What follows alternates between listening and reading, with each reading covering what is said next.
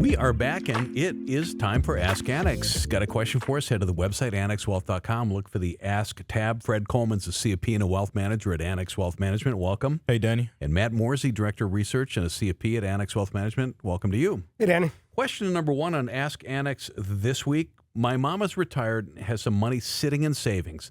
I'd like her to deploy it and at least get some interest from an HYSA, high yield savings account. I know rates are coming down. Another option I thought of was investing in, then he names a fund. Any other suggestions with comparable risk levels? To me, what I would really look for is that high yield savings account or money market. You know, if at this point with the higher interest rates that we've had over the last couple of years, hasn't moved her out of a savings account already into something longer term, my guess is the risk tolerance isn't quite there for it. So I would really be looking at a high yield savings account, money market at one of the major custodians. You know, just looking at what the rates look like today after the Fed has made one cut already, the 50 basis point reduction that we did get, you're still getting somewhere around 4.75% on one of those, maybe 4.5 on certain high yield savings accounts. So that 4.75% range, you know, that's probably going to be a lot more than was in the savings account. So that's pretty attractive. And the question, you know, it's worded in the question is correct that those are going to come down. We've already seen them come down with the Fed's first cut. Fed's going to cut again later this year and, you know, probably again and then again next year a few times, you know, to the level we don't know. And those rates will come down with it, but it's still going to be much higher than the savings account.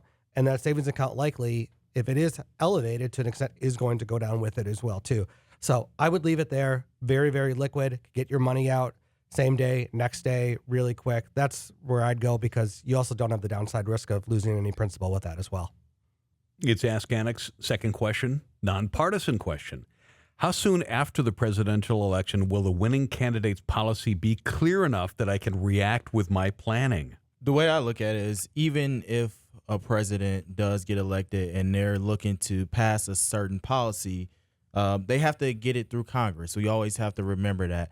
So, you know, a lot of the campaign promises or their plan that's laid out, it will take a lot to get that through. And as we know, you know, in the past few election cycles, unless, you know, all the Congress is on the same side of the president, you know, a lot of those things don't get passed. With that being said, when we do financial planning, we're not just looking at the next 4 years because that's really a small time frame. We're looking at the next 20, 30, and even 40 years. And we never want to place a bet on what we think may happen. You rarely get rewarded for, you know, making dramatic short-term actions based on a long-term plan, because that's going to have long-term consequences. So rather than reacting to, you know, some of the things that, you know, a politician may say or the president may propose, you want to have proactive planning. So you want to make sure that your investments are diversified. You want to diversify your tax strategy. We know if taxes go up, we want to have a strategy for that. If taxes go down, we're also prepared for that. One of the things that is coming up at the end of 2025 is the end of the Tax Cuts and Jobs Act. The big thing about that is the estate planning exemption will pretty much be cut in half if it's not extended. So right now, what we're doing here at Annex, we are going off the fact that it may not be extended. So if you have over $5 million in assets, those will likely be taxed almost up to 40% if you don't have the proper plan in place when you pass away. So that's something to look at. That's one of those laws that we are looking at, but that's something that's already in place. We're not really reacting to anything that the candidates are saying. I think you're spot on, Fred. I mean, a lot of the changes that people talk about during the campaign trail are ideas in order to get their base to come out, not necessarily things that are even remotely close to even becoming a bill, which potentially won't even become a law if they aren't able to get the votes in there. But you're hitting the nail on the head, too, on what are the most important part. What's going to happen with the tax cuts that expire in 2026? What's going to happen with the estate planning, you know, in terms of having some of those levels change as well, too. Those are things as well that when even if something does become law, that changes don't happen immediately.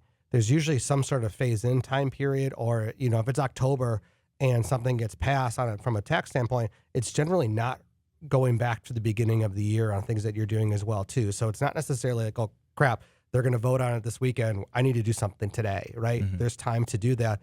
And that's what also makes Annex so great in terms of the review of all those things are. I remember during COVID and all of the laws that were getting passed in that time period, we'd have votes on a weekend, and our financial planning team with Eric Straub, our manager, would be in Monday morning already breaking down what was happening with 401k contributions and changes to inherited beneficiary accounts and all that stuff. I mean, we are on top of these things. That is what we do. And we will help clients work through whatever changes they need to make at the point that they can actually make the changes that are going to be beneficial to them. So really important not to overreact ahead of time. Let things play out through the process, work with somebody who is on top of all those things, and then change as needed. That's how we roll, folks, and we can do the same for you. AnnexWealth.com. Click that Get Started button. Fred Coleman, Wealth Manager, CFP, Annex Wealth Management. Thanks. Thanks, Danny. Matt Morzy, Director of Research, CFP. Thank you. Thank you.